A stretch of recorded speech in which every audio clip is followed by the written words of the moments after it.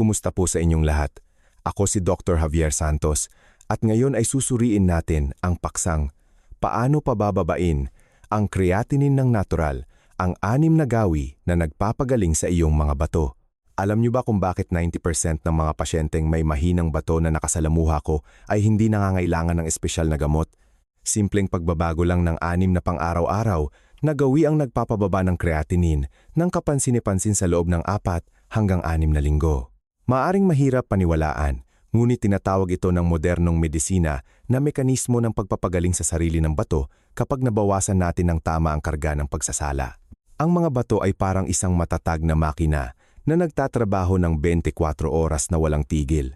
Ngunit kung bibigyan natin ito ng kinakailangang pahinga, sapat na tubig, tamang pagbawas ng asin, at matalinong pagkuha ng sustansya, bawat sel ng pagsasala sa glomeruli ng bato ay magkakaroon ng pagkakataong muling balansehin. Ang palagi kong naaalala ay ang kwento ni Mang Tony, 72 lamang taong gulang, isang retiradong manggagawa sa probinsya ng Laguna. Naniniwala si Mang Tony na ang kidney supplements na may ginseng extract na binili niya online ay mas mainam na inumin ng maaga para sa kanyang bato, kaya't ginamit niya ito araw-araw. Samantalang 2 baso lang ng tubig ang iniinom niya buong araw. Pagkalipas lang ng 3 buwan, ang kanyang creatinine ay tumaas mula 180 tungo sa 250. Nagpunta siya sa klinik at sinabi ang eksaktong pahayag na madalas kong naririnig. Wala naman akong nararamdaman, Dok. Mga minamahal, hindi kayang sumigaw ng sakit ng bato. Kung pagod ang atay, nagkakaroon ng paninilaw ng balat at kabag. Ngunit kung mahina ang bato, nagpapadala lang ito ng malabong senyales.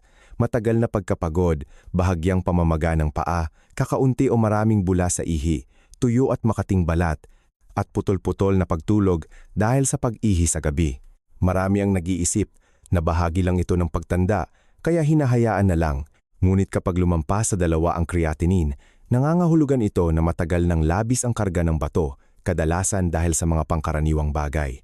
Pagkain ng maaalat, pag-inom ng tubig sa maling oras o pag-inom ng sabay-sabay at pag-abuso sa supplements na may mahirap salain na mineral o nakakapinsalang impurities para sa mga ugat ng bato.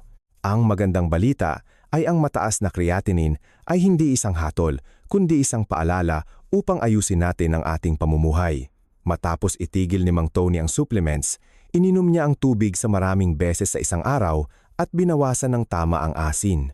4 na linggo lang ang lumipas, bumaba ng malaki ang kanyang creatinine, gumaan ang kanyang mga paa, mas mahimbing ang kanyang tulog sa gabi, at nabawasan ang pag-ihi sa gabi sa isang beses. Walang magic drug, ibinalik lang ang natural na ritmo ng bato. Sa video ngayon, sama-sama nating susuriin ang bawat hakbang, ng dahan-dahan at madaling maunawaan, 3 bagay na dapat gawin at 3 bagay na dapat iwasan. Tutulungan nito ang bato na makapagpahinga sa tamang oras, mas maayos ang pagsasala, mas maging malabnaw ang dugo, at mas balanse ang electrolytes upang ang creatinine ay tuloy-tuloy na bumaba. Mangyaring tapusin ninyo ang panonood dahil sa huling bahagi ay ibabahagi ko ang prinsipyo ng pagkain ng protina ayon sa biological clock, ang tamang paraan ng pag-inom ng tubig, at mga tips sa pagluluto upang gumaan ang karga ng bato ngunit sapat pa rin ang lakas. Ang mga bagay na ito ay tila simple, ngunit malaki ang pagbabago kung gagawin ng tama. Kung nakita ninyong kapakipakinabang ito, inaanyayahan ko kayong mag-subscribe sa aking channel, i-on ang notification bell, at mag-iwan ng komento na hello. Nanonood ako mula sa iyong lokasyon upang magkaroon tayo ng koneksyon at maipalaganap ang halaga ng malusog na pamumuhay para sa mga bato sa ginintuang edad.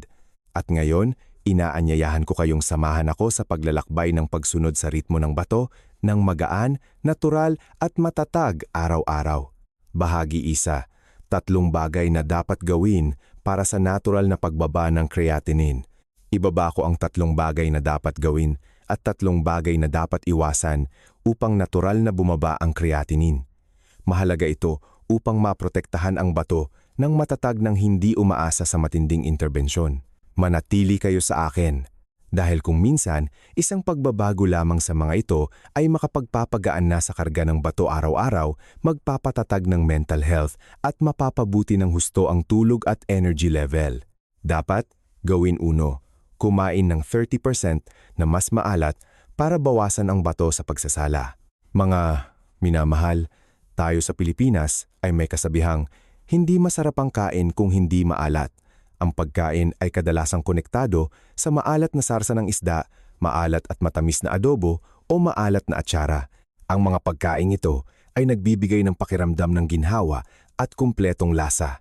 Ngunit mula sa pananaw ng agham ng nephrology, ang asin o mas tumpak, ang sodium, ay isang malaking presyon na nagpapabigat sa bato araw-araw. Ang ating mga bato, lalo na pagkatapos ng 60 taong gulang, ay parang isang pinong filter na ginamit ng maraming taon. Ang elasticity at load-bearing capacity nito ay hindi na tulad ng dati, kaya ang tamang regulasyon ng sodium ay kasing halaga ng pagpili ng masustansiyang pagkain. Mekanismo ng pinsala. Kapag tumaas ang antas ng sodium sa dugo, ang glomeruli, maliit na sistema ng microvessels na responsable sa pagsasala ng dugo ay kumakapal upang bawasan ang presyon. Ito ay tulad ng paghigpit sa gripo upang mabawasan ang daloy ng tubig. Ngunit habang mas matagal na hinigpitan, mas nasisira ang gripo, mas nasisira ang tubo. Kapag patuloy na nagkakontrata ang microvessels ng bato, nababawasan ang daloy ng dugo sa bato, bumabagal ang proseso ng pagsasala, mas maraming basura ang naiipon sa dugo at tumataas ang creatinine. Ito ay nangyayari ng tahimik, walang matinding sakit, ngunit tuloy-tuloy sa paglipas ng panahon. Kaya naman, ang pagbawas ng alat ay hindi nangangahulugang isinusuko ang masarap na lasa, kundi binabawasan ang microfiltration pressure at pinipigilan ang progresibong pinsala sa mga ugat ng bato. Benepisyo ng pagbawas ng asin. Maraming pag-aaral sa nutritional nephrology ang nagpakita na sa pagbawas lamang ng humigit kumulang 400 mg ng sodium araw-araw, nakatumbas ng pagbawas ng isang maliit na kutsarang patis o asin sa pagkain, maaring mabawasan ang karga ng pagsasala ng bato ng halos 15% na nagpapabuti sa presyon ng glomerular. Palagi kong binibigyang diin sa mga pasyente na huwag bigla ang magbawas, huwag sobrang higpit, kundi unti-unting bawasan upang masanay ang panlasa. Ang katawan ng tao ay may kakayahang mag-adjust sa sarili, ngunit nangangailangan ito ng panahon at pagiging maingat, lalo na sa edad na ito.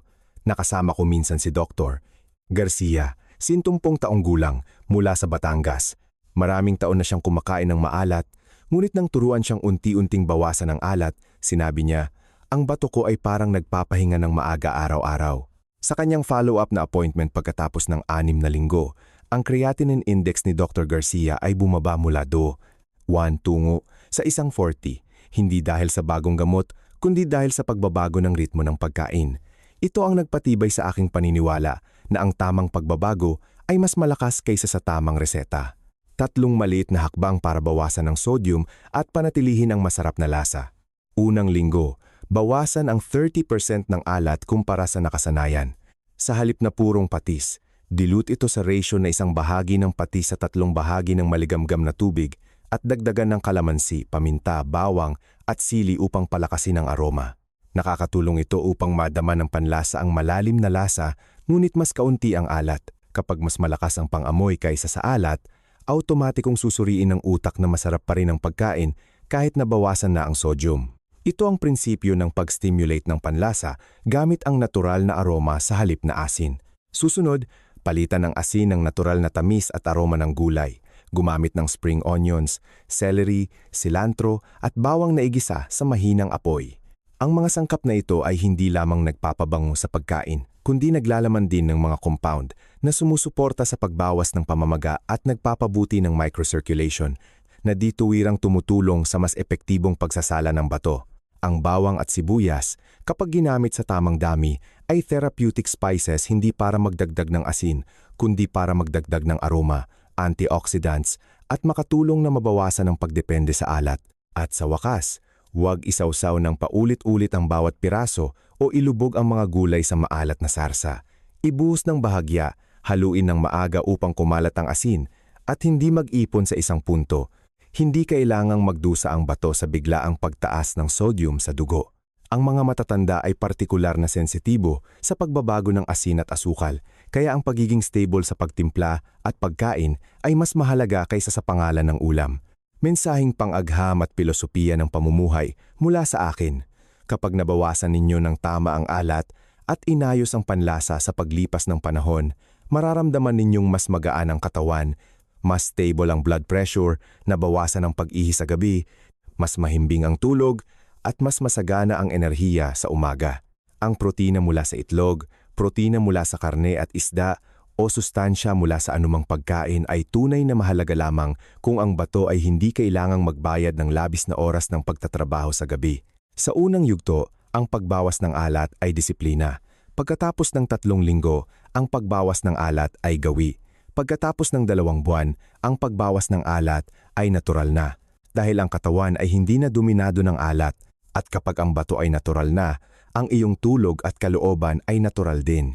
Dapat gawin 2. Uminom ng sapat at tamang tubig. Mga minamahal, ang tanong na paano uminom ng tubig ng tama para maging malusog ang bato at stable ang creatinine ay tila simple, ngunit ito ang pundasyon ng pangangalaga sa bato sa gitnang edad at matatanda. Narinig ko ng maraming beses na sinasabi ng iba na ugaliing uminom ng marami para mas gumana ang pagsasala ng bato.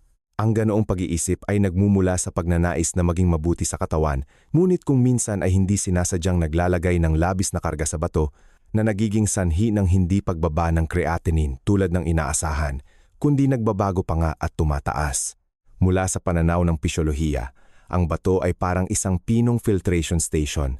Bawat minuto ay nagsasala ng halos 1 litro ng dugo na dumadaloy sa glomerular system, mga microvessel na kasing nipis ng sinulid.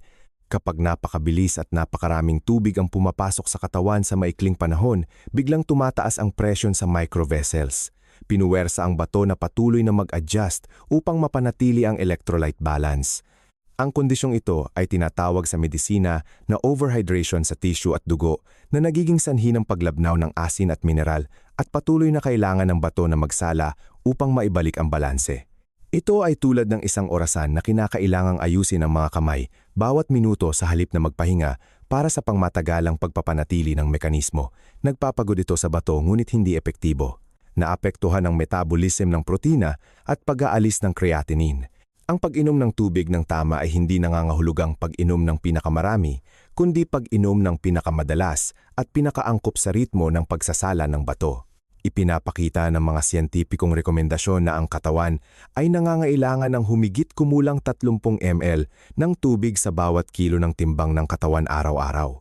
Halimbawa, ang isang taong may timbang na 70 kilogram ay dapat kumuha ng humigit kumulang 1.50 litro ng tubig araw-araw.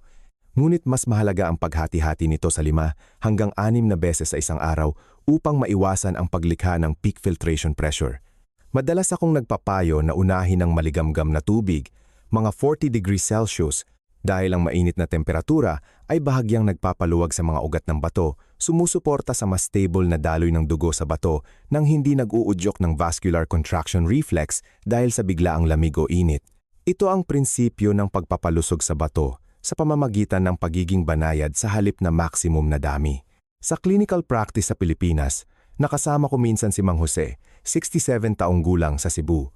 Uminom siya ng 1 litro ng tubig kaagad pagkatapos ng hapunan dahil natatakot siyang makalimot pagkatapos ay kailangan niyang umihi ng 3,004 beses sa gabi. Pagkatapos ng 2 buwan ng pag-adjust ayon sa prinsipyo ng 30 ml kilogram, hinati-hati ang pag-inom at lumipat sa maligamgam na tubig sa buong araw, 1 beses na lang siyang bumangon sa gabi.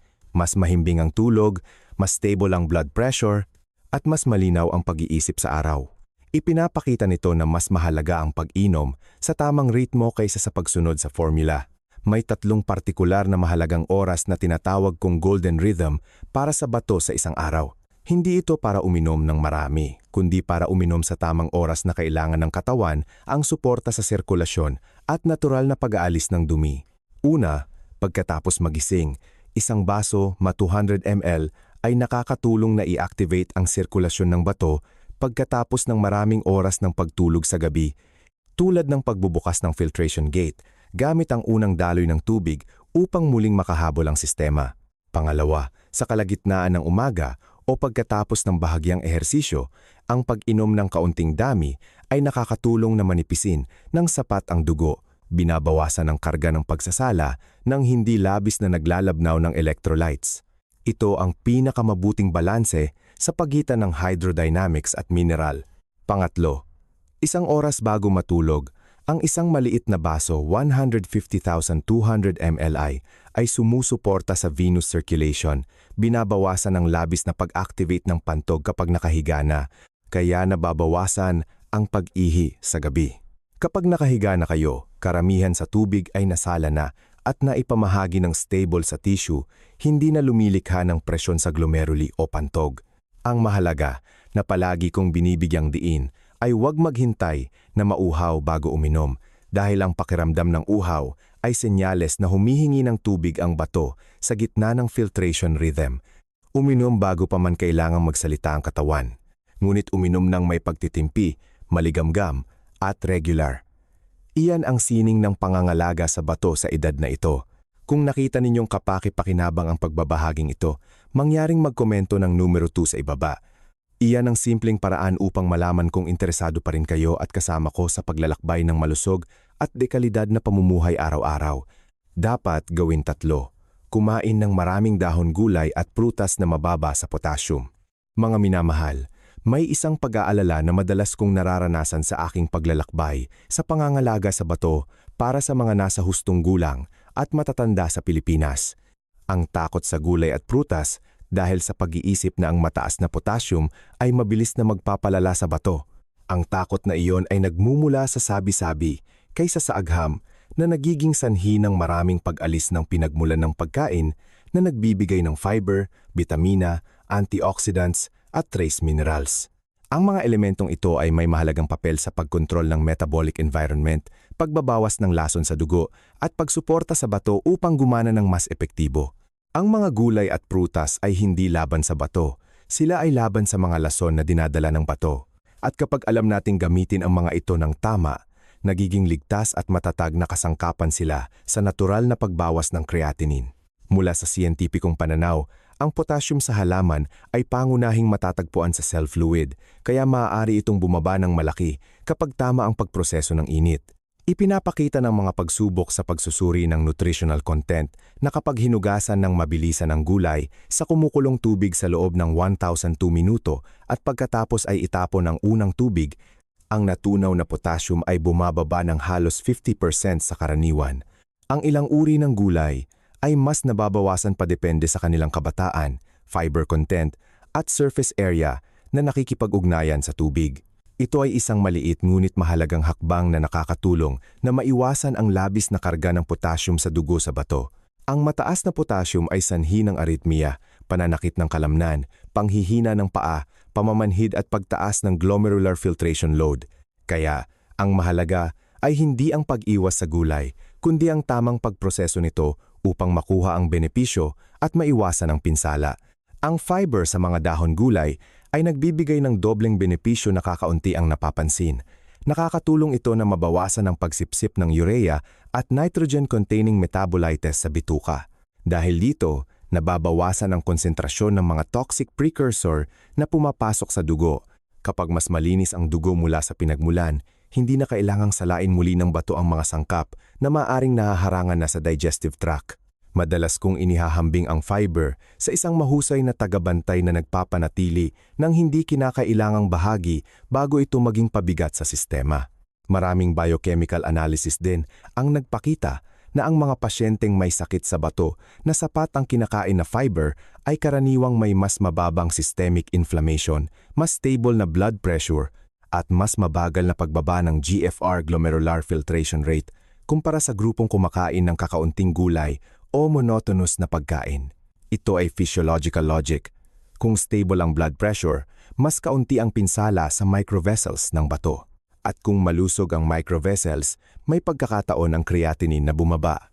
Tungkol sa pagpili ng pagkain sa Pilipinas, makakahanap kayo ng mga uri ng gulay at prutas na angkop sa bato at madaling bilhin sa lokal na pamilihan o supermarket. Ang mga dahon gulay na maaaring gamitin pagkatapos mablanch at itapon ng unang tubig ay kinabibilangan ng kangkong, spinach, repolyo, patola, upo, kalabasa, pechay, ampalaya, saluyot. Ang mga ito ay may mataas na fiber content, madaling lutuin, at ang potassium ay madaling matunaw kapag pinoproseso ng tubig. Ang mga prutas na mababa sa potassium at ligtas kapag ang creatinine ay nagbabago ng mataas ay kinabibilangan ng mansanas, peras, pakwan, melon, ubas, plum, puting dragon fruit.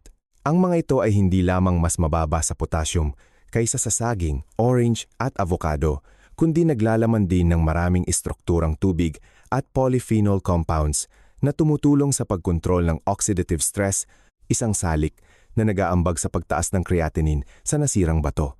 Para sa mga prutas na mayaman sa vitamina C o mataas sa potassium tulad ng oranges, kalamansi, saging, avocado, durian, hindi ninyo kailangan itong alisin ng permanente, ngunit iwasan pansamantala kapag tumataas ang creatinine o gumamit lamang ng maliit na dami sa oras na malayo sa oras ng pagtulog at hindi kasama ng maalat na pagkain upang magkaroon ng espasyo ang bato na iproseso. Isang prinsipyo na palagi kong binibigyang diin kapag bumubuo ng diet, ang protina, asin at potassium ay dapat balanse tulad ng tatlong paa ng tripod. Kung may kulang, may pagkiling. Kung may sobra, guguho. Ang itlog at puting karne ay nagbibigay ng protina, ngunit ang gulay at prutas ang nagkokontrol sa paglabas ng protina, binabawasan ang toxicity ng metabolism, sinusuportahan ang atay at bituka na gumana sa bahagi para sa bato upang hindi nito kailangang dalhin ng trabaho na hindi naman sa kanya. Maraming epidemiological studies sa chronic kidney disease sa Asia ang nagpakita rin na ang mga pasyente na kumakain ng maraming gulay ng tama ay karaniwang may mas mahusay na kalidad ng tulog, mas mataas na energy level sa araw, at mas balanse ang panlasa dahil ang katawan ay hindi na labis na umaasa sa asin at maalat na pampalasa upang mag-udyok ng pagkain. Naaalala ko ang kwento ni Aling Nena, 74 taong gulang, sa Tagaytay. Nagpunta siya sa klinik na balisa dahil ilang buwan na siyang umiiwas sa gulay, kumakain lamang ng kanin na may maalat na karne na niluto gamit ang maraming industrial spices. Ang kanyang creatinine noon ay 160 mg, DL. Ang kanyang blood pressure sa umaga ay karaniwang nagbabago sa 150,090 at bumabangon siya ng 3 beses sa gabi upang umihi. Pinayuhan ko siyang wag nang umiwas sa gulay kundi baguhin ang paraan ng pag-blanch at itapon ang unang tubig. Bawat tanghalian, kumakain siya ng isang mangkok ng pinakuluang gulay nang walang maalat na sausawan, kundi dinidiligan lamang ng kaunting paminta at sinasangkapan ng iginisang bawang upang madagdagan ang amoy sa halip na asin. Pagkatapos ng 6 na linggo, bumalik siya sa klinik. Ang creatinine niya ay bumaba sa 1.3 mg DL, ang blood pressure niya ay 135,080 at minsan na lang siyang umiihi sa gabi. Nang ibinahagi niya muli, sinabi niya na natatakot siya noon na masisira ng gulay ang kanyang bato. Ngayon, naiintindihan niya na mali ang kanyang kinakatakutan. Isang simple ngunit siyentipikong pahayag. Kung hindi mo iwasan ng tama, hindi aalis ang sakit. Kung mali ang iwasan, mas napapagod ang bato. Para sa praktikal na tips sa nutrisyon araw-araw, maaari kayong mag-apply ng isang banayad ngunit epektibong ritmo ng pagkain at pag-inom. Kumain ng humigit kumulang 150 gramo ng dahon gulay na na-blanch at itapon ang unang tubig araw-araw, sinamahan ng isang mansanas o hinog na peras at isang baso ng maligamgam na tubig sa umaga upang simulan ang sirkulasyon ng bato. Ang pamamaraang ito ay ipinakita ng maraming nutritional intervention analysis na nakakatulong na mabawasan ang creatinine ng humigit kumulang 10,012% pagkatapos ng 6 na linggo, habang sinusuportahan din ang bowel movement at binabawasan ang pagbabago ng blood pressure. Ang mga dahon gulay at prutas na mababa sa potassium ay hindi lamang nutritional components kundi natural din na pangkontrol sa metabolismo na tumutulong sa katawan na ibalik ang homeostasis ng hindi lumilikha ng biglaang karga sa glomeruli. Kapag kumain kayo ng gulay sa tamang paraan, sa tamang oras, at sa tamang dami, iyan ang paraan kung paano ninyo ibinabahagi ang trabaho ng bato sa bituka at atay upang ang bato ay makapagtrabaho sa pinakanatural na biological rhythm nito nang walang overtime, nang hindi nagigising sa gabi dahil sa naipong protina at mineral, kaya sumusuporta sa stable na creatinine nang hindi lumilikha ng presyon sa electrolytes o night circulation. Bahagi 2, 3 bagay na hindi dapat gawin na nagdudulot ng pinsala sa bato. Mga minamahal, sa paglalakbay ng pangangalaga sa bato sa gitnang edad at matatanda, palagi kong binibigyang diin na ang itlog, gamot o supplements ay hindi masama. Ang mali ay ang paraan ng paggamit at ang oras ng pagtitiwala. May mga bagay na tila magandang payo ngunit walang patunay na nagiging sanhi ng tahimik na pinsala sa bato nang hindi nagkakaroon ng pagkakataong magbigay ng maagang senyales. Hindi dapat gawin uno, walang habas na paggamit ng herbal medicines at supplements. Nakasama ko minsan si Dr. Cruz, 68 taong gulang, sa Davao. Narinig niya ang payo ng isang kakilala na gumamit ng isang uri ng ugat ng halaman na hinaluan ng animal extract, iniinom niya ang isang maliit na baso bawat gabi. Sa loob lamang ng 3 linggo, mabilis siyang napagod, unti-unting nabawasan ang pag-ihi, naging madilim ang ihi, at kinailangan siyang dalhin sa ospital. Ang resulta ay nagpakita na ang bato ay nasa acute kidney failure, isang tahimik ngunit malubhang pangyayari. Sa biochemical analysis, ang pinakamalaking pag-aalala ay ang mga heavy metal toxins tulad ng lead at synthetic corticosteroids. Ang mga sangkap na ito, na kung minsan ay nahahalo sa hindi kilalang pinagmulan ng gamot, ay papasok sa dugo at mag-iipon sa tissue ng bato na nagdudulot ng pinsala sa mga microvessels ng filtration na nagiging sanhi ng unti-unting pagkawala ng elasticity ng glomeruli. Ang corticosteroids naman ay lumilikha ng isang maling pakiramdam ng lakas, ngunit sa katunayan ay pinipilit ang bato at atay na dagdagan ang metabolic capacity na sa kalaunan ay nagreresulta sa pamamaga at degeneration ng filtration tissue na nagpapataas ng creatinine, nagpapabago-bago ng urea sa dugo at nagpapahirap sa pagpapababa ng blood pressure. Madalas kong sinasabi na ito ay tulad ng pagpahiram ng lakas sa bato, ngunit pinipilit ang bato na magbayad. Ang bato ng matatanda ay unti-unting nababawasan ang pinong kakayahan sa pagsasala sa paglipas ng panahon. Kapag nagdaragdag ng gamot ng walang habas, hindi lang nutrisyon ang sinasala ng bato, kundi pati na rin ang impurities, kakaibang hormones at toxins. Ito ang pagkakaiba sa pagitan ng pagpapalusog at pagpapagod sa internal organs. Ang maling dosis ng supplement o maling pinagmulan ay maaaring maging sanhi ng labis na trabaho ng bato sa isang biological na paraan. At sa edad na ito, kailangan ng bato ang biological na tulog sa gabi para makapag-regenerate. Ang mga senyales ng babala kapag gumagamit ng mga gamot na hindi kilala ang pinagmulan ay kadalasang hindi masyadong halata ngunit malinaw kung mapapansin. Kakaunting ihi, madilim na ihi, bahagyang pamamaga ng mukha o paa, bigla ang pagkapagod, pananakit ng ulo pagkatapos uminom, pananakit ng likod, o bahagyang pagkahilo kapag tumayo. Kung lumabas ang 2 o higit pa sa mga senyales na ito, dapat agad na itigil at magpasuri ng dugo upang suriin ang creatinine, urea at GFR upang malaman kung anong antas ang bato. Huwag maghintay hanggang sa malinaw na pamamaga o labis na pagkapagod bago magpakonsulta dahil sa oras na iyon, matagal nang nawalan ng oras ang bato sa pagpapagaling sa sarili. Ang pinakatamang pananaw mula sa profesional at clinical practice sa Pilipinas ay ang paggamit lamang ng gamot kapag inireseta ng doktor o hindi bababa sa gamot na may clinical research, malinaw na pinagmulan, at walang sangkap na nagbibigay ng pekeng lakas. Ngunit mas mahalaga kaysa sa gamot ay ang tamang pagkain, sapat na tulog, bahagyang ehersisyo pagkatapos ng maagang hapunan, at regular na pagsusuri. Iyan ang 4 na haligi upang maging malusog ang bato ng matatag ng hindi nangangailangan ng magarbong pangako.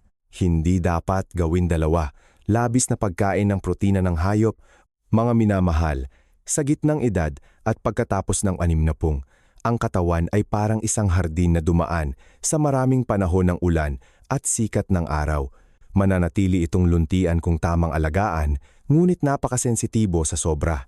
Maraming nagpapakonsulta at sinasabing kumakain sila ng masusustansiyang pagkain tulad ng itlog, baka, isda, ngunit ang labis na sustansya kaysa sa pangangailangan ay nagiging pabigat, lalo na kung nabawasan na ang filtration rate ng bato dahil sa edad. Kapag labis na nakakuha ng protina ng hayop, ang katawan ay lumilikha ng urea at creatinine, 2 sangkap na kailangang salain ng bato. Kapag mas maraming kinakain, mas nagtatrabaho ng husto ang bato. Ito ay tulad ng isang filtration machine na patuloy na tumatakbo ng walang pahinga. Sa simula, tahimik ito, ngunit pagkatapos ng ilang buwan hanggang ilang panahon, unti-unting nasisira ang mga microvessels ng filtration at glomeruli na nagiging sanhi ng mabagal ngunit patuloy na pagtaas ng creatinine na mahirap pababain kung hindi agad ayusin. Kadalasan na epekto sa matatanda. Hindi ito matatagpuan sa malalayong teorya kundi sa mismong pang-araw-araw na pamumuhay. Pagkapagod, kahit kakaunti ang kinain, amoy amonya sa hininga, madilim na ihi na may bula, pananakit ng likod, putol-putol na pagtulog, mas madalas na pag-ihi sa gabi, mabagal na paggaling ng kalamnan, at madali ring lumala ang kalooban dahil sa kakulangan ng tulog at pag-ipon ng lason sa dugo. Palagi kong ipinapaalala, ang pagod na bato ay hindi sumisigaw ng sakit. Nagbabago lamang ito sa maliliit na senyales, ngunit kung papabayaan, mas malayo ang pinsala kaysa sa kakayahan nitong magpagaling sa sarili. Ayon sa internasyonal na siyentipikong rekomendasyon, ang mga nasa hustong gulang, nasa gitnang edad, at matatanda ay nangangailangan lamang ng humigit kumulang 0.8 gramo ng protina bawat kilo ng timbang ng katawan bawat araw. Halimbawa, kung ang isang tao ay may timbang na 50 kilogram, ang ligtas na pangangailangan ng protina ay humigit kumulang 40 gramo ng protina bawat araw. Hindi ito 40 gramo ng karne o 40 gramo ng isda, kundi ang kabuuang protina na nakuha mula sa lahat ng pagkain. Ang pag-adjust ng protina ay hindi nangangahulugang pag-iwas o takot kundi ang muling pamamahagi upang makahinga ang bato. Tip para bawasan ang karga sa bato na madalas kong ini-a-apply sa mga matatandang pasyente sa Pilipinas ay ang pantay na paghahati ng protina sa umaga, tanghali at maagang gabi. Lumipat ng hindi bababa sa 50% ng protina sa halaman na madaling matunaw tulad ng soft tofu, mushroom, sesame seeds at mung beans. Mas mainam ang steamed fish, manok na walang balat, pinakuluang itlog o pinasingaw sa halip na pulang karne. Iwasan ang sabaw ng buto at lamang loob. Luto ng sapat lamang upang mabawasan ang phosphorus at oxidizing agents. Maghapunan ng maaga bago mag-alas, 7 ng gabi upang hindi masyadong magsala ang bato habang natutulog. Isang halimbawa ng konbersyon, ang isang medium-sized na itlog ay naglalaman ng humigit kumulang 67 gramo ng protina. Ang 100 gramo ng boneless chicken breast ay naglalaman ng 31 gramo ng protina. Ang 100 gramo ng steamed white fish ay naglalaman ng 22 gramo ng protina. Ang isang 80 gramo na piraso ng soft tofu ay naglalaman ng 6,007 gramo ng protina. Ang isang kutsarang sesame seeds, 10 gramo, ay may 2 gramo ng protina. Kapag naiintindihan ang mga numero, makikita ninyo na hindi kulang ang protina kung kumain ng matalino, ngunit magiging sobra kung kumain batay sa emosyon. Sample menu na katumbas ng 40 gramo ng protina bawat araw ay maaaring ganito. Sa umaga, isang pinakuluang itlog 7 mg na katumbas ng protina, kasama ng isang slice ng whole grain bread, 4 gram na protina. Sa tanghalian, 100 gramo ng steamed white fish, 22 gram na protina, kasama ng blanched na gulay, tinapo ng unang tubig upang mabawasan ang potassium. Sa gabi, isang bahagi ng soft tofu soup na may mushroom at pechay na niluto ng bahagyang maalat 10,012 gramo na protina depende sa dami ng egg white na hinalo kung ginamit. Ito ay isang sample lamang para sa kabuuang protina. Maaari kayong maging flexible at palitan ng isda, manok, at beans araw-araw upang hindi monotonous dahil ang tamang dami at pagkakaiba-iba ay ang pinakamainam na lunas para sa bato. Kung nakita ninyong kapakipakinabang ang pagbabahaging ito, mangyaring magkomento ng numero 4 sa ibaba. Iyan ang simpleng paraan upang malaman kung interesado pa rin kayo at kasama ko sa paglalakbay ng malusog at dekalidad na pamumuhay araw-araw. Hindi dapat gawing 3, pag-inom ng soft drinks, matapang na kape, alak at beer. Mga minamahal, may mga pinsala sa pagtanda na hindi nagmumula sa isang malaking pangyayari, kundi sa maliliit na pag-inom araw-araw na naiipon at nagiging matagal na presyon sa bato. Sa clinical practice, malinaw kong nakikita ang 3 tahimik na bumubulok sa bato: soft drinks, matapang na kape, at alak, beer, mga bagay na iniisip ng maraming tao na uminom lang ng kaunti para masaya, para magising, para mainitan ang katawan. Matapang na kape, naglalaman ng caffeine na nagpapapikit ng mga ugat ng bato na nagiging sanhi ng biglaang pagtaas ng filtration pressure sa glomeruli na lumilikha ng microtrauma. Ang pinsalang ito ay hindi agad nagdudulot ng sakit ngunit unti-unting nagpapahina sa istruktura ng filtration. Lalo na kung iinumin pagkatapos ng 3 p.m., ang sympathetic nervous system ay labis na na-activate na nagiging sanhi ng pagtaas ng blood pressure at bahagyang pagbilis ng tibok ng puso, nagdudulot ng problema sa pagtulog at madalas na pag-ihi sa gabi. At sa oras ng pagtulog, kailangan ng bato ang stable na daloy ng dugo at malalim na pahinga sa pagsasala. Kapag kulang sa tulog, tumataas ang stress hormones at mas lalong lumalala ang pinsala sa bato. Alak at beer, naglalaman ng ethanol, isang potent diuretic na mabilis na nagdudulot ng dehydration. Sa karaniwan, ang isang lata ng beer ay nagpapawala sa katawan ng humigit kumulang 200 hanggang 300 ml ng tubig sa pamamagitan ng pag-ihi. Kapag kulang sa tubig, lumalapot ang dugo, tumataas ang viscosity, at kailangan ng bato na mas magsala upang mapanatili ang balanse ng asin at mineral. Madali itong nagdudulot ng iritasyon sa microvessels, pag-ipon ng uric acid, pagbuo ng bato, at maging sanhi ng acute filtration disorder. Sa mga taong may pre-existing kidney weakness, ang atay at bato ay dalawang magkasunod na organ na nagme-metabolize at nagde-detoxify, kaya kapag tumataas ang enzymes dahil sa alcohol, tumataas din ang karga ng bato kahit hindi ninyo direktang nakikita ang koneksyon. Soft drinks at energy drinks. May mataas na fructose content na nagpapataas ng uric acid sa dugo, madaling nagdudulot ng banayad ngunit matagal na pamamaga ng mga ugat ng bato, humahadlang sa paglabas ng creatinine at nagpapataas ng panganib ng insulin resistance na isang hakbang patungo sa diabetes. Kapag ang blood sugar ay regular na lumalampas sa ligtas na antas, ang microvessels ng bato ay nasisira ng hindi ganap na nakakagaling, tulad ng isang nasirang tubo ng tubig sa loob, na patuloy na mas masama ang pagsasala kahit hindi nagbabago ang laki ng bato.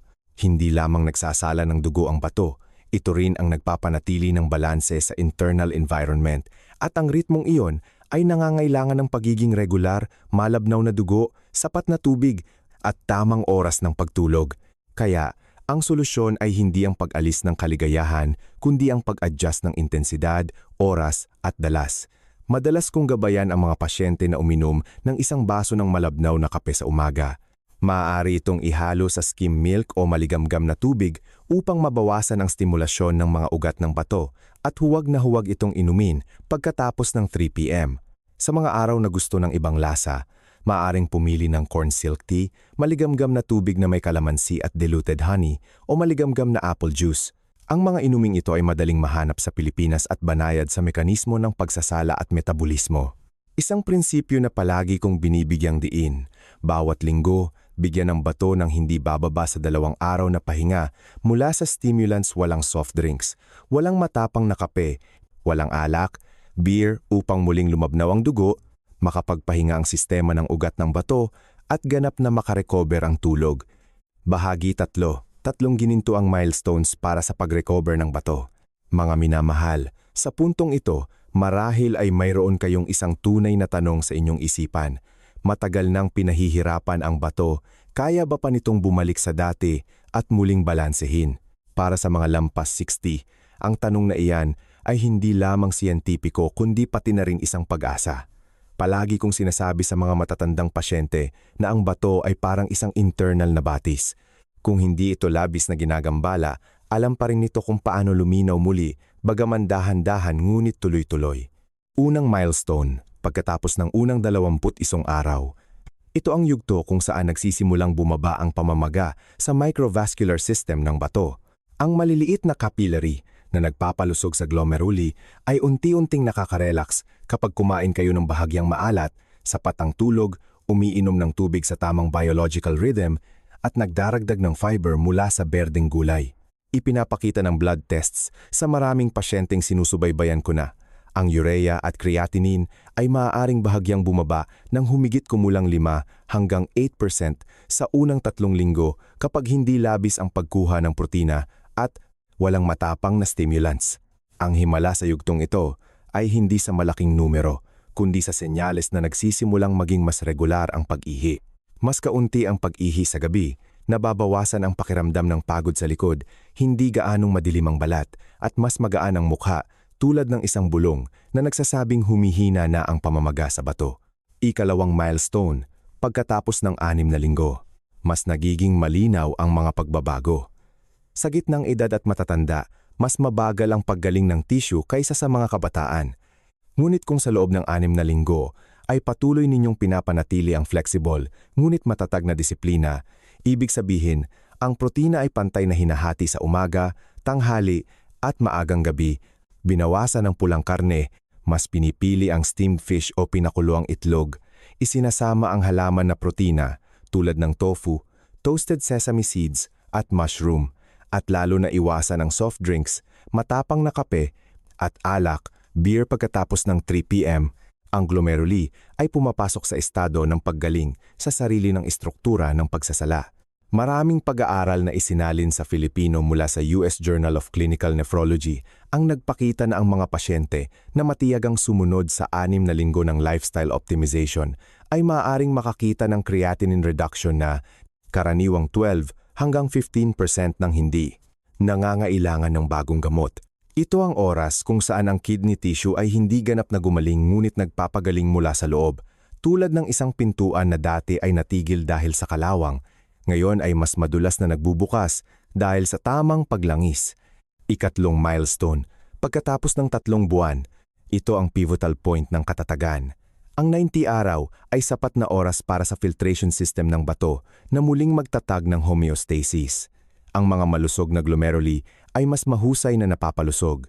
Ang mga mahihinang glomeruli ay nababawasan ng karga upang hindi na lalo pang masira.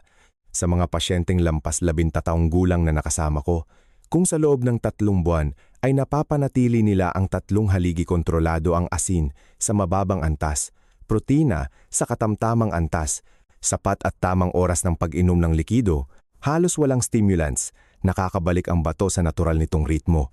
Naaalala ko ang isang kaso sa Visayas. Isang ginang na 73 taong gulang na may initial creatinine na 2 mg DL. Pagkatapos ng 3 buwan ng lifestyle adjustment, ang index ay bumaba sa humigit kumulang 130 mg DL. Mas magaan ang pakiramdam, mas mahimbing ang tulog, at mas kaunti ang pamamaga sa umaga. Para sa akin, ang 21 araw ay ang simula. Ang 6 na linggo ay ang kumpirmasyon. Ang 3 buwan ay ang pagpapanatili. Isang paglalakbay na hindi nangangailangan ng ingay na himala, kundi ng tibay ng loob sa pagtanda, pakikinig sa katawan tulad ng pakikinig sa panahon. Upang magkaroon ng pagkakataon ng bato na muling salain ang buhay nito pagkatapos ng maraming taon ng labis na trabaho. Ang mga porsyento ay resulta lamang, ang regular na ritmo ng buhay ang pinakamatagal na lunas. Kung nakita ninyong kapaki-pakinabang ang pagbabahaging ito, mangyaring magkomento ng numero 6 sa ibaba. Iyan ang simpleng paraan upang malaman kung interesado pa rin kayo at kasama ko sa paglalakbay ng malusog at dekalidad na pamumuhay araw-araw. Bahagi 4. Klasipikasyon ng 3 karaniwang kondisyon ng kalusugan. Ang bawat katawan, lalo na pagkatapos ng 60 taong gulang, ay parang isang hiwalay na ecosystem. Hindi maaaring mag-apply ng isang pangkalahatang formula sa lahat. Dahil ang bato ng mga taong may magkakaibang kondisyon ng kalusugan ay magkakaiba ang reaksyon sa parehong gawi sa pagkain o pamumuhay. Pangkat 1, mga taong may diabetes. Kapag matagal na mataas ang blood sugar, ang mga microvessels ng bato, iyon ay ang maliliit na ugat na nagpapalusog sa glomeruli ay unti-unting kumakapal at tumitigas na nagiging sanhi ng tahimik ngunit patuloy na pagbaba ng kakayahan sa pagsasala. Dapat ninyong unahin ang mga seasonal na dahon gulay sa Pilipinas, soft tofu, straw mushroom o oyster mushroom, brown rice o partially milled rice. Ang mga pagkaing ito ay mayaman sa fiber at malusog na protina na nakakatulong na hindi biglang tumaas ang blood sugar pagkatapos kumain, iwasan ang soft drinks, candies, jams at sobrang hinog na prutas dahil mabilis nitong pinapasok ang asukal. Ito ay tulad ng pagbuhos ng gasolina nang biglaan na nagpapahirap sa bato na magsala. Madalas kong pinapayuhan ang mga pasyente na kumain muna ng gulay bago ang kanin upang makabuo ng natural na fiber barrier sa bituka na nakakatulong na mas mabagal pumasok ang glucose sa dugo kaya mas magaan ang pagsasala ng bato. Ito ay hindi lamang tip sa nutrisyon, kundi isang sining ng pagkakasunod-sunod. Kung ano ang nauna ay huhubog sa buong paglalakbay. Pangkat 2, mga taong may high blood pressure. Sa Pilipinas, sanay tayo sa malalim na lasa ng patis, asin at sausawan. Ngunit ang asin ang pinakadirektang kaaway ng bato kapag mataas na ang blood pressure. Ipinapakita ng ilang medikal na pagsusuri na isinalin sa Filipino mula sa Global Cardiology Journal na kung babawasan ng humigit kumulang 1 gramo ng asin araw-araw, maaaring bumaba ang systolic blood pressure ng halos 10 mm Hg. Sa gayon, ay nababawasan ng malaki ang presyon sa glomeruli. Dapat ninyong bawasan ng patis, asin, maaalat na niluto at maalat na atsara. Sa halip, gumamit ng dinurog na bawang, giniling na paminta, ilang patak ng kalamansi o kalamansi juice at iginisang sibuyas upang makalikha ng lasa nang hindi lumilikha ng karga. Pagkatapos kumain, huwag agad humiga dahil kapag nakahiga, ang dugo ay dumadaloy patungo sa sentro. Kailangan ng bato na magsala sa ilalim ng mas mataas na presyon. Maglakad lamang ng 10 minuto pagkatapos ng tanghalian o hapunan at ang sirkulasyon ng dugo ay magiging stable na nakakatulong na maiwasan ang sapilitang pagsasala ng bato sa isang napakatahimik na estado. Pangkat-3, mga taong may gout o mataas na uric acid. Ang mataas na uric acid ay resulta ng labis na purine mula sa pulang karne, lamang loob, matapang na sabaw ng buto at nilagang sabaw. Mga pagkaing iniisip ng maraming tao na nakakapagpalakas ng litid at buto. Kapag tumaas ang uric acid, madaling mamaga ang microvessels ng bato, nagiging mas acidic ang filtration environment. Dahil dito, humihina ang kakayahan sa paglabas ng creatinine at urea. Dapat ninyong lumipat sa tofu, pinakuluang kamote, mushroom, berdeng repolyo o pechay. Ang mga pagkaing ito ay nakakapuno ng matagal, mababa sa purine at mayaman sa natural na alkaline minerals na nakakatulong na i-neutralize ang acid sa dugo at tissue. Ang isang baso ng maligamgam na tubig na may kalamansi sa umaga na diluted ng walang asukal o kaunting asukal ay makakatulong na mas mahusay na mailabas ang uric acid. Ito ay dahil sa banayad na pag-activate ng physiological diuresis at pagbibigay ng natural na citrate, isang substance na nakakatulong na pigilan ang crystallization ng urate salt sa bato. Madalas kong inihahambing ang maligamgam na kalamansi sa umaga sa isang banayad na alkaline breeze na humihip sa bato. Hindi ito ginugulat, ngunit nakakatulong na mas mahusay itong makahinga bago simulan ang isang araw ng pagsasala ng dugo. Kahit anong pangkat kayo kabilang, ang pangkalahatang prinsipyo ay bawasan muna ang karga, pagkatapos ay dagdagan ang sustansya, ayusin mula sa tila maliliit na bagay tulad ng alat, pagkakasunod-sunod ng pagkain, oras ng pag-inom, ngunit lumilikha ng malaking pagbabago sa paglalakbay ng pagpapanatili ng glomeruli at pagpapanatili ng matatag na filtration rhythm ng bato sa paglipas ng panahon. Bahagi 5. 3 kaugalian sa pamumuhay na nagpapabata sa bato. Kahit gaano kalayo ang narating ng modernong agham, naniniwala pa rin ako na ang bato ay tunay na bumabata lamang kapag nabubuhay ito sa tamang natural na ritmo. Ang mabuting gamot ay parang katulong, ngunit ang pamumuhay ang nagpapasya kung may pagkakataon ang bato na gumaling. Maraming naglalagay ng pag-asa sa reseta ngunit nakakalimutan na ang bato ay nagsasala ng daan-daang litro ng dugo araw-araw na direktang apektado ng mga bagay na patuloy nating ginagawa kaysa sa anumang tableta. Kaugalian 1, pag-inom ng maligamgam na tubig sa umaga. Pagkatapos ng 61-8 oras na pagtulog, ang katawan ay nasa estado ng pahinga. Bumagal ang sirkulasyon at medyo lumapot ang dugo. Pagkagising, ang isang baso, mga 200 ml liters ng maligamgam na tubig, 40 baht graus ay nakakatulong na i-activate ang sirkulasyon na nagpapapino at nagpapabilis ng daloy ng dugo sa glomeruli tulad ng dahan-dahang pagbubukas ng balbula sa halip na biglang pagbubukas. Sa pisyolohiya, ito ang oras na kailangan ng bato ng banayad na paggising, hindi matindi ngunit sa tamang oras. Madalas kong ibinabahagi sa mga pasyente na ang umaga ay ang sandali kung saan ang bato ay nagpapasalamat sa unang pagkakataon sa araw kung binibigyan natin ito ng maligamgam na tubig sa halip na malamig na tubig. Ang maligamgam na tubig ay bahagyang nagpapaluwag sa mga ugat ng bato, nagpapataas ng daloy ng dugo sa glomeruli ng dahan-dahan, iniiwasan ang masamang pagpikit ng ugat na karaniwang nangyayari kapag bigla ang umiinom ng malamig. Isang maliit ngunit pinong tip, magdagdag ng isang manipis na hiwa ng kalamansi, hindi upang lumikha ng matapang na asim, kundi upang magbigay ng natural na organic acid na nakakatulong na i-activate ang digestive system. Dahil dito, nababawasan ang pagsipsip ng toxin sa bituka, pabalik sa dugo, na dito wirang nababawasan ang karga sa bato. Isang manipis na hiwa lamang ng kalamansi, ngunit parang isang biological accent upang sabay na simulan ang parehong digestive at blood filtration system. Kaugalian 2, kumain ng 80%, nabusog lang. Tinatawag itong hara hachibu ng mga Hapon at tinatawag ko naman itong prinsipyo ng pagtitipid ng enerhiya para sa bato. Kapag kumain ng labis na busog, ang dugo ay pinipiling pumunta ng malakas sa bituka atay, at tiyan upang iproseso ang pagtunaw. Samantala, ang bato na nangangailangan din ng dugo para magsala ay napupunta sa pansamantalang estado ng kakulangan ng daloy ng dugo. Kung paulit-ulit ito ng matagal, ang bato ay parang isang bukid na hindi dinidiligan sa tamang oras. Naroon pa rin, ngunit unti-unting napapagod, tumitigas. Ang pagkain ng 80% na busog ay hindi nangangahulugang kumain ng kaunti kundi kumain ng sapat upang hindi ma-activate ang labis na pagpapamahagi ng dugo sa pagtunaw. Palagi kong ipinapaalala na ang bato at bituka ay dalawang kapatid na naglalaban para sa iisang daloy ng dugo. Kung sino ang nangangailangan ng labis, ang isa ay nagdurusa. Huminto lamang kayo sa pagkain ng 2 o 3 piraso ng maaga sa bawat pagkain na mag-iiwan ng sapat na espasyo, iyan ang espasyo para makahinga ang bato. Ipinapakita rin ng agham ng nutrisyon na ang katamtamang pagkain ay nakakatulong na mabawasan ang produksyon ng urea at creatinine pagkatapos kumain. Dahil dito, hindi kailangan ng bato na magtrabaho ng doble pagkatapos ng oras ng pagkain. Ang maagang paghinto ay isa ring malalim na pilosopiya.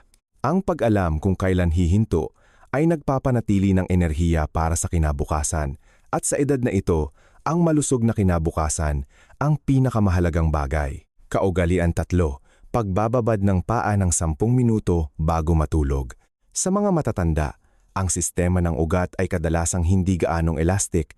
Ang peripheral blood flow sa mga paa ay madaling bahagyang bumagal.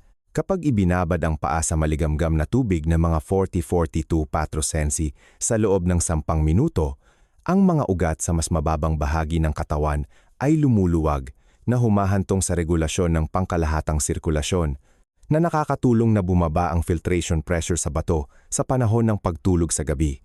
Sa pinagsamang Western at traditional medicine, ang urinary bladder meridian ay dumadaloy sa likod na direktang konektado sa bahagi ng baywang kung saan matatagpuan ang bato. Kapag umiinit ang paa, ang circulatory reflex axis sa pamamagitan ng spinal cord ay na-activate sa isang nakaka-relax na direksyon, binabawasan ang masamang vasoconstriction signals. Dahil dito, ang bato ay nagsasala sa isang mas mababang presyon sa gabi. Madalas akong humihiram ng mga imahe upang mas madaling mailarawan ninyo. Ang pagbabad ng paa sa maligamgam na tubig ay tulad ng paghipo sa mainit na bukal, at ang bato sa likod ay parang isang maliit na batis na nakakatanggap ng init na kumakalat sa bawat kapilari, banayad at dahan-dahan, hindi maingay ngunit malalim at matatag, hindi matindi ngunit epektibo. Kapag natutulog, kung ang bato ay nagsasala sa estado ng lumalawak na ugat at mababang presyon, mas mahusay na nagpapagaling sa sarili ang tissue ng bato, binabawasan ang vasoconstriction sa gabi, isang salik na nagpapalala ng sakit sa bato na maraming tao ang nakakalimutan. Ang 3 gawin na ito ay nagdaragdag ng humigit kumulang 30 minuto lamang bawat araw, ngunit ang pagiging epektibo ay nakasalalay sa pagiging regular, pagiging banayad, at pagiging nasa tamang oras. Hindi ko nais na tingnan ninyo ito bilang isang therapy, kundi bilang isang ritual ng pangangalaga sa bato araw-araw, tulad ng pag-aalaga sa isang halaman, pagdidilig sa tamang oras, hindi labis na pagdidilig, pagpapanatili ng ugat na mainit sa gabi. Sa ganitong paraan, hindi lamang magiging mas malusog ang bato, kundi mas magiging payapa rin ang kalooban, mas mahimbing ang tulog, at mas magiging magkatugma ang blood pressure at metabolismo. At kung patuloy pa rin kayong nanonood hanggang dito, nais kong anyayahan kayong mag-iwan ng numero 8 sa comment section. Iyan ang paraan upang malaman kung nakatanggap kayo ng magagandang kaalaman at nakita ninyo itong kapaki-pakinabang araw-araw. Conclusion: sa karaniwan, nagsasala ang bato ng 180 litro ng dugo, isang numero na palagi kong iniisip bilang isang tahimik na sundalo na nagbabantay sa ating internal environment habang buhay. Kung mabawasan lamang ang karga ng pagsasala ng 10%, nabawasan na ang pagsasala ng bato ng humigit kumulang 18 litro ng dugo araw-araw, nakatumbas ng isang maliit na batis na malayang dumadaloy sa halip na umaagos ng malakas. Kung ito ay padadamihin sa loob ng mga taon pagkatapos ng 60, ito ay isang tunay na regalo ng oras para sa bato, mas mahalaga kaysa sa lahat ng maingay na ad ng kidney supplements.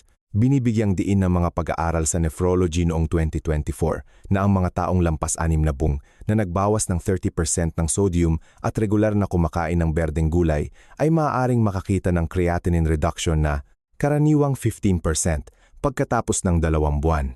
Ang numerong iyan ay mahalaga dahil hindi ito gumagamit ng mahiwagang gamot kundi disiplina sa gawi. Sa pagtanda, ang disiplina ay hindi pamimilit kundi pagmamahal sa katawan sa pamamagitan ng mga batas. Naobserbahan ko ng daan-daang kidney disease profile sa Pilipinas at napansin ang tatlong pinakakaraniwang pagkakamali. Una, ang walang habas na paggamit ng kidney supplements o food supplements. Maraming produkto ang may halo-halong heavy metal toxins tulad ng lead at mercury sa milligrams na nakatago na nagpapalin lang sa bato sa maling pakiramdam ng kalusugan at pagkatapos ay tahimik na nagdudulot ng pamamaga sa mga filtration vessels. Pangalawa, ang pakikinig sa hindi napatunayang tradisyonal na pamamaraan at mabilis na pag-apply nito. Hindi natatakot ang bato sa halamang gamot. Natatakot lamang ito sa walang basehang dosis at pananalig na walang siyentipikong batayan. Pangatlo, ang labis na paghihigpit sa pagkain na nagiging sanhi ng kakulangan ng enerhiya sa katawan, pagbaba ng protina sa ibaba ng 40 gramo bawat araw sa isang taong may 70 kilogram, kawalan ng balanse ng electrolytes na nagdudulot ng pagkapagod at masamang pagbabago sa GFR. Hindi lamang nito pinapahina ang bato, kundi pinipinsala rin ang optimismo, isang bagay na kailangan ng mga matatanda para sa kumpletong paggaling. Ang isang malusog na katawan sa gitnang edad at pagtanda ay hindi nangangailangan ng maraming supplements kundi sapat na tatlong pangunahing bagay: malusog na pagkain, tamang pag-inom at regular na pahinga. Ang tatlong bagay na ito ay tila simple, ngunit ang pangunahing aksis ng preventive medicine at tissue recovery. Ibubuod ko ang 6 na gintong susi upang madali ninyong matandaan ang lohikal na pagkakasunod-sunod. Bawasan ng 30% ang alat sa pagkain, ibig sabihin, bawasan ng humigit kumulang 400 mg ng sodium araw-araw kung dati ay sanay kayong gumamit ng maraming patis at asin na nakakatulong na bumaba ang filtration pressure ng glomeruli. Uminom ng sapat na tubig ayon sa formula na 30 ml, kilogram ng timbang ng katawan araw-araw, hinati sa 5,006 beses. Unahin ang maligamgam na tubig, 40 drugses.